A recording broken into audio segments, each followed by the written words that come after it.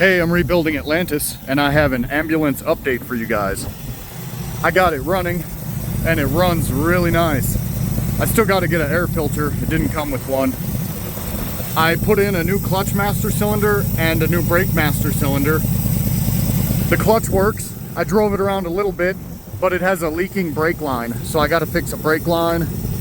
I put in a new battery cable. I have a new positive cable, I just didn't put it in yet. I have some more heater hose. This is really good heater hose, top quality stuff. It's silicone.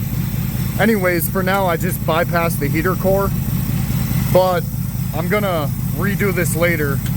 This actually has a secondary heater in the back, so it's gonna take a lot of heater hose. But yeah, let me show you this thing. I pulled out the seats and everything else I pulled out, and I got a whole bunch of my tools loaded up in here. I pulled out all that old carpeting, some old wood. Yeah,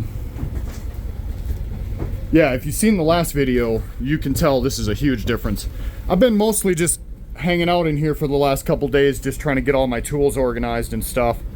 I changed the transmission oil, the rear differential oil, the motor oil, the transfer case. The only thing I haven't done yet is change the front differential gear lube, but I do have it. Right now I just bought some cheap Walmart stuff.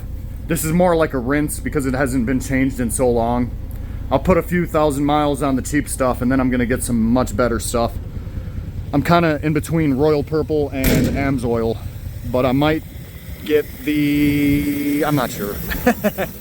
But yeah, so this thing is almost totally ready. I think it just ran out of gas. Oh, that's the rest of the stuff I meant to talk about. Right now it's only running on a gas can because the fuel tank was totally loaded with old rust and corrosion and debris.